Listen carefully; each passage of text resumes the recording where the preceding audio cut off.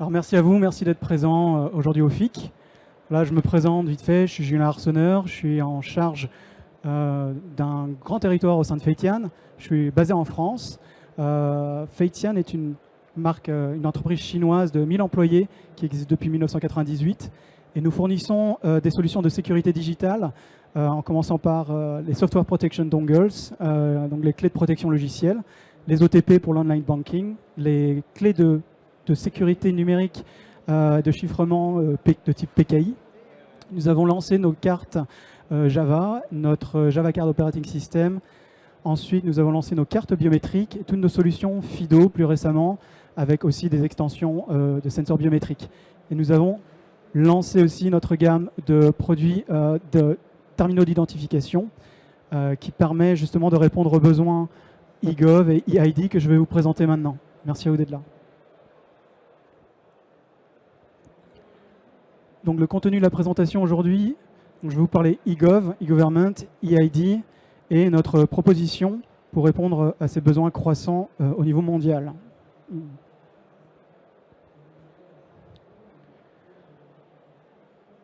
Donc la structure eGov, c'est les gouvernements qui utilisent la technologie d'Internet pour interagir avec leurs citoyens ou les entités et les entreprises.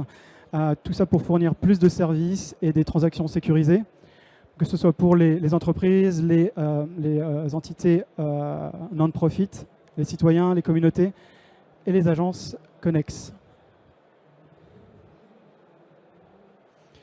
Donc les avantages, cela permet bien sûr d'économiser sur les coûts d'implémentation, d'avoir une plus grande efficacité, d'améliorer les services et que les citoyens aient une meilleure adoption et représentation au niveau national. Voilà, donc ça permet bien sûr de tracer les responsabilités, de passer au zéro papier, d'améliorer la communication, plus d'efficacité et bien sûr plus de transparence. Donc voici la carte fournie par les Nations Unies en juin 2020. Voici les pays. Donc plus c'est foncé, plus il y a une implémentation des solutions eGov qui est présente. Donc ça va de aucune donnée à une très haute implémentation des solutions eGov.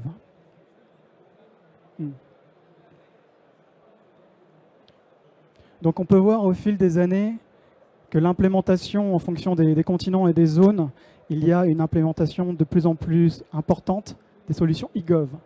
Donc quand on passe de 2016 à 2020, on peut voir qu'il y a de très forts investissements dans ces solutions-là pour que les pays soient beaucoup plus impliqués dans les avancées technologiques et digitales.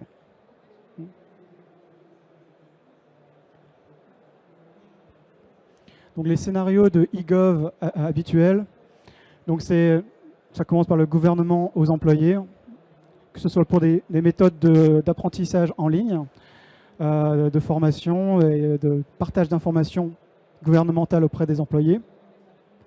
Ensuite, le gouvernement aux entreprises, que ce soit pour toutes les informations sur les déclarations e-tax, les licences, les permis, et bien sûr sécuriser toutes les transactions.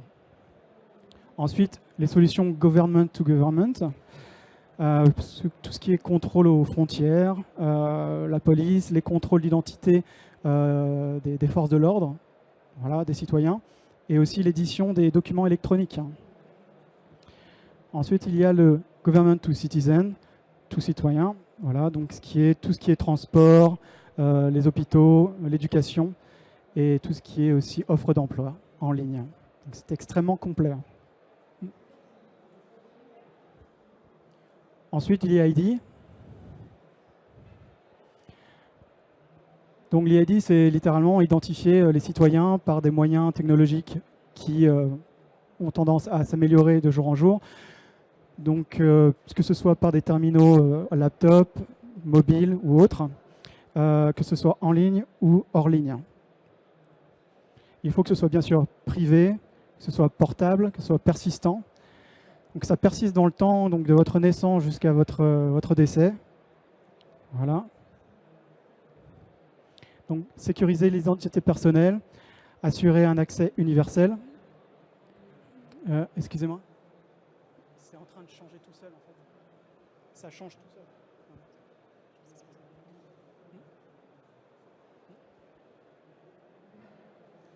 et aussi que votre identité soit bien personnelle, bien à vous et unique.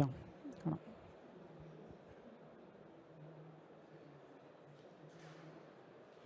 Donc ça, c'est les axes qu'il faut absolument respecter. Les avantages de l'EID, bien sûr, protéger la vie privée, avoir une identité unique et bien sûr valide, sécuriser l'identité personnelle, assurer l'accès universel, assurer bien sûr l'aspect légal et de confiance, et bien sûr enlever les barrières.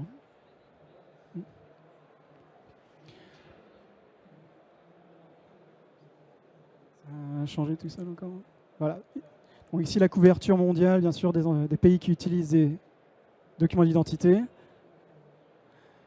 Et là, voici les pays qui utilisent l'EID à l'heure actuelle. Donc ça change de manière constante. Je ne pense pas qu'elle soit parfaitement à jour, mais ça donne une bonne représentation actuellement. OK. Et aussi les pays avec identité biométrique. Voilà. Une seconde. Ça marche pas. Ah ouais? Je vais essayer de vous suivre à la main. Ok. Alors, il y a plus de 70 pays qui ont implémenté les cartes EID à l'heure actuelle. Les documents d'identité vont continuer à servir à identifier et à permettre au gouvernement de fournir des accès aux services avec leurs bénéfices. Voilà, donc l'aspect EID va grandir et c'est inévitable. Voilà.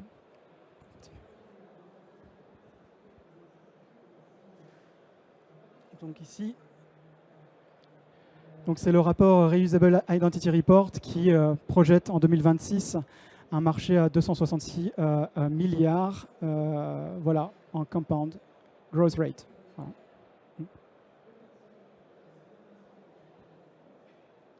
Donc les services EID comprennent, ça peut servir aux smart cities pour récupérer les données environnementales des villes, au niveau de la santé, pour le vote, pour les taxes et pour les contrôles d'identité et pour les forces de l'ordre. Et ensuite, l'enrôlement des citoyens. Voilà. Donc notre proposition à Feitian, ça va y aller, c'est d'aider au fourniturage d'un système et d'une architecture qui va gérer les credentials, les mots de passe, les codes d'accès, voilà, les identités EID clients, tout ce qui est au niveau utilisateur via web browser ou autre. Ensuite, tout ce qui est l'intégration avec les fournisseurs de services, que ce soit les sites web ou les propres serveurs qui vont stocker les identités et les informations. Et aussi en aspect background system, tout ce qui est les systèmes de signature électronique, de certification et les Certificate Authority. Voilà, donc tout ce qui est BSI, BEVA, la validation et la révocation des identités. Voilà. Next.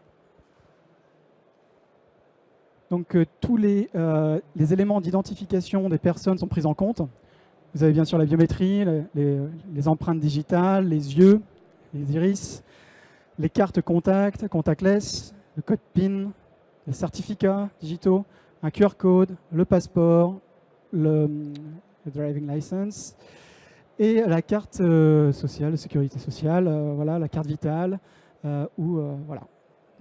Vous avez tous ces éléments à l'heure actuelle.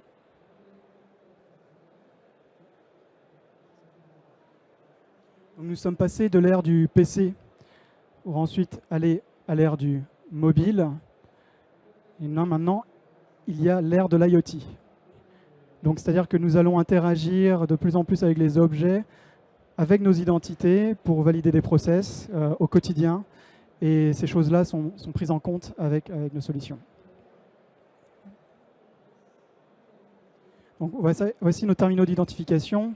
Vous avez ici le V20, voilà, qui est une tablette biométrique qui peut être intégrée dans un socle qui vous permet de faire de l'enrôlement biométrique dans les bureaux, dans les préfectures, dans les mairies, pour faire de l'édition de documents, que ce soit de passeports ou de documents d'identité.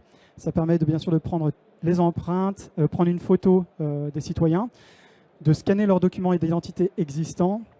Sur ceci, nous travaillons même avec une entreprise française qui s'appelle Elictis, qui fait de la lecture de bande MRZ. Nous l'avons intégré dans ce bloc-là. Et ensuite, la tablette peut être déportée du socle pour pouvoir faire véritablement de la récupération de données en offline, ce qui est un besoin où il n'y a pas de couverture réseau. Vous pouvez récupérer les données biométriques des citoyens, prendre leur consentement, leur faire signer des contrats ou même faire des votes en mode offline. Et ensuite, après, quand vous revenez dans un secteur de couverture où vous pouvez transmettre les données, cela se fait bien sûr via ce terminal. Donc ici, c'est notre V11. Nous avons des versions avec des capteurs biométriques de Morpho, de Futronic, SecuGen. Voilà, nous pouvons intégrer différents lecteurs d'empreintes dans ce device qui est Android 12, qui a son capteur d'empreintes, qui est NFC, qui couvre la 4G, avec du Wi-Fi, GPS. Il n'a pas d'imprimante, mais cela permet de faire véritablement de l'enrôlement mobile, faire du KYC, et aussi faire du contrôle d'identité avec du match on card que l'on va vous montrer dans la prochaine vidéo qui est juste après. Ce sera juste après ce slide. Je vais ce slide. On peut y aller.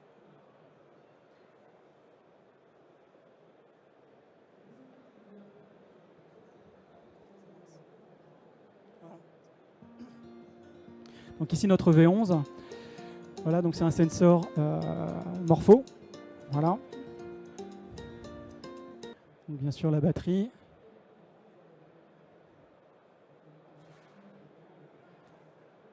Et la vidéo s'est arrêtée. Voilà. Donc quelques petits problèmes techniques, mais c'est pas grave.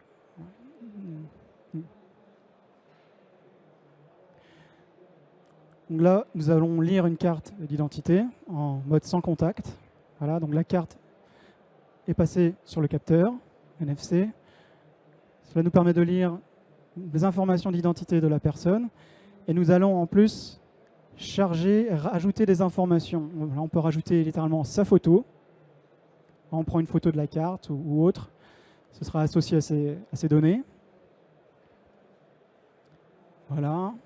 Et ensuite, nous pouvons ajouter le template du fingerprint. Voilà.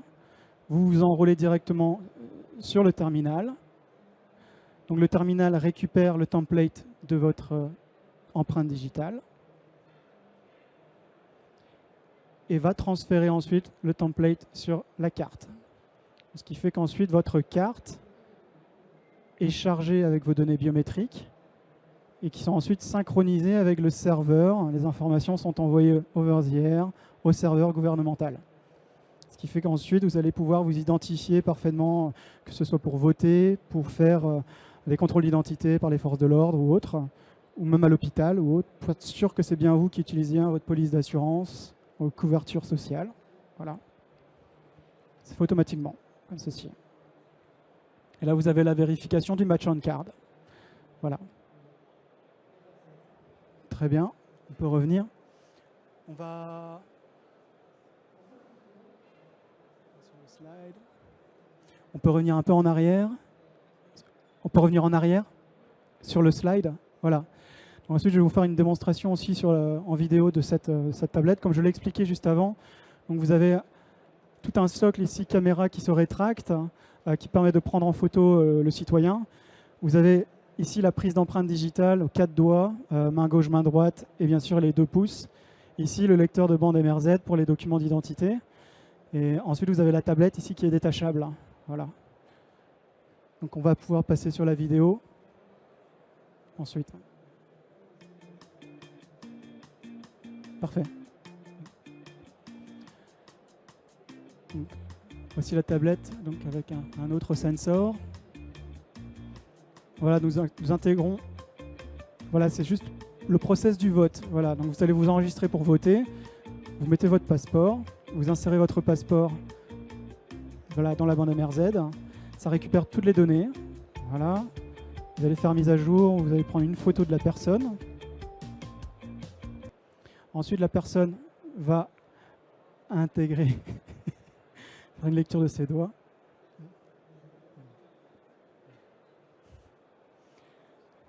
Heureusement que c'est filmé. Ça arrive.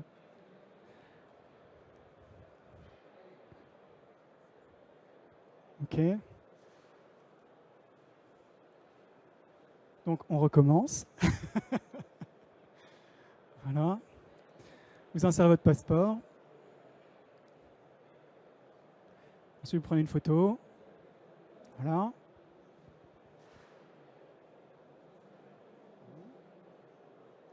Ensuite, vos empreintes. Voilà, la main droite. Voilà. Ensuite, la main gauche. Les pouces. Par la suite.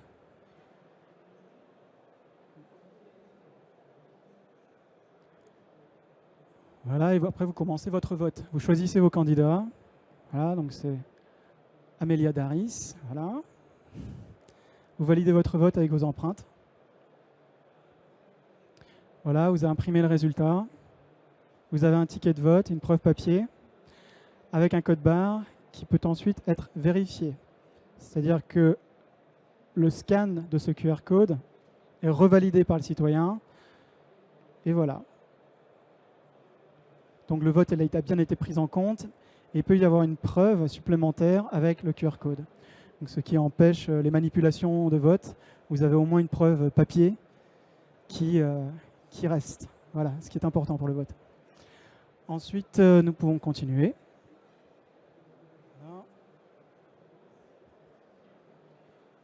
Voilà, nous fournissons aussi un MDM, donc un Mobile Device Management, une plateforme qui permet de superviser tous ces terminaux à distance, que ce soit en termes de mise à jour, de blocage, voilà, d'applicatifs, en mode push, voilà, de l'injection des clés aussi, ce qui est très important, tout ce qui est pour gérer l'over the air et aussi la géolocalisation. Voilà. Nous avons une solution complète pour ça.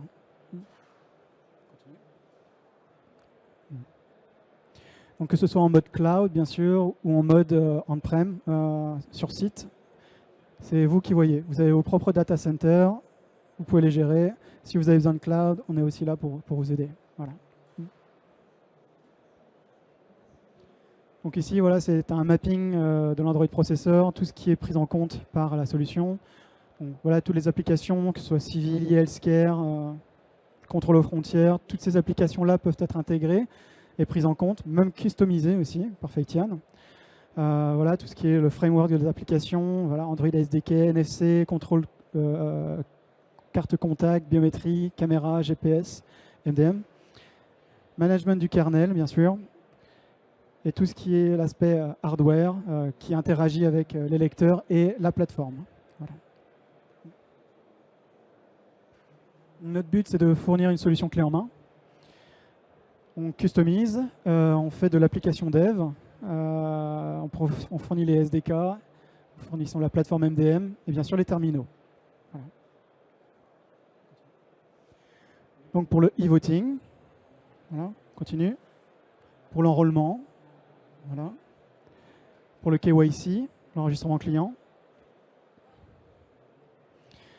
Donc voilà, donc vite fait à propos de Feitian, comme je l'expliquais au début, donc, on a été créé en 98, on a 1000 employés, on a une gamme de produits extrêmement large qui prend en compte le two-factor authentication, le paiement, l'identification, la signature digitale. Voilà, nous avons une très grande gamme. Et voilà, donc si vous voulez avoir plus d'informations, vous pouvez passer à notre stand qui est juste là-bas. Voilà. Et puis je crois que c'est bon ensuite. Voilà. Vous pouvez voir PKI, OTP, Smart Card, lecteur de carte et les terminaux d'identification. Voilà. Notre niveau de certification, nous sommes FIPS, tout ce qui est pour paiement, authentification, Java Card, voilà. Tout ce qui est contact, contactless, toutes les certifications sont là. Et je vous remercie. Voilà, merci beaucoup. Mesdames et messieurs, nous avions pour vous la société Feitian qui était représentée ici par Julien Larsonneur. Est-ce que vous avez des questions ? Oui, on a une question. Non, pas une question véritablement. Déjà, félicité pour la présentation. Est-ce que on pourrait avoir le slide qui a été présenté? Est-ce Oui, qu'il peut être partagé? bien sûr, Oui. bien sûr. Voilà, merci.